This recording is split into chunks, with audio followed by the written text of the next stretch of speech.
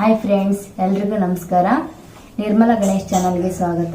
ಇವತ್ತು ನಾನು veg fried rice ಹೇಗೆ ಮಾಡೋದಂತ ತೋರಿಸ್ಕೊಡ್ತೀನಿ. ಬನ್ನಿ ವಿಡಿಯೋ ನೋಡೋಣ. ವೆಜ್ ಫ್ರೈಡ್ ರೈಸ್ ಮಾಡೋದಕ್ಕೆ ನಾನು ತಗೊಂಡಿದ್ದೀನಿ ಸಾಮಗ್ರಿಗಳು ತೋರಿಸ್ತೀನಿ. ಎಲ್ಲ ಬೆಣ್ಣೆ ತಗೊಂಡಿದ್ದೀನಿ. ಬೆಣ್ಣೆ ಇಲ್ಲ ಅಂದ್ರೆ ಆಯಿಲ್ ಆದ್ರೂ ತಗೋಬಹುದು, ತುಪ್ಪ ಆದ್ರೂ ತಗೋಬಹುದು. ಹಸಿಮೆಣಸಿನಕಾಯಿ, ಕರಿಬೇವು, ಕೊತ್ತಂಬರಿ ಸೊಪ್ಪು, ಇದು ಕ್ಯಾರೆಟನ್ನು ಈ ರೀತಿ ತುರ್ಕೊಂಡಿದ್ದೀನಿ.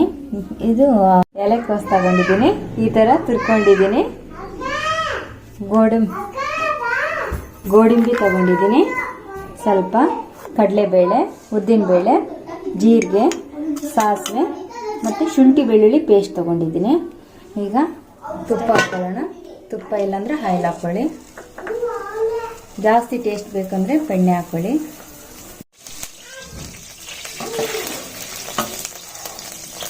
ಬೆಣ್ಣೆ ಕಾದಿದೆ, ಸಾಸಿವೆ ಹಾಕೋಣ.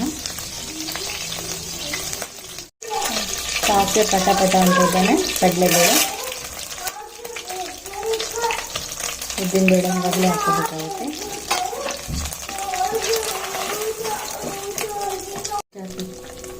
ಈಗ ಗೋಡಂಬಿ ಹಾಕೊಳ್ಳೋಣ. ಆಮೇಲೆ ಕ್ಯಾರೆಟ್ ತುರಿ,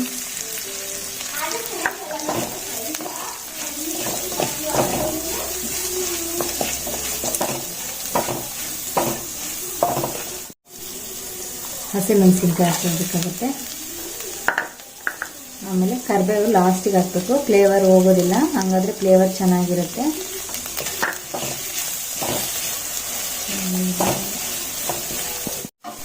ಶುಂಠಿ ಹಾಕೋಬೇಕು.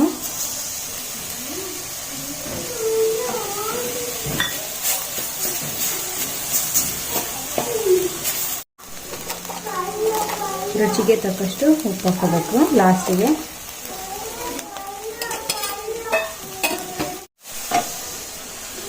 ಇವಾಗ ಎಲ್ಲ ಬೆಂದಿದೆ ಚೆನ್ನಾಗಿ. ಅನ್ನ ಹಾಕೊಳ್ಳೋಣ.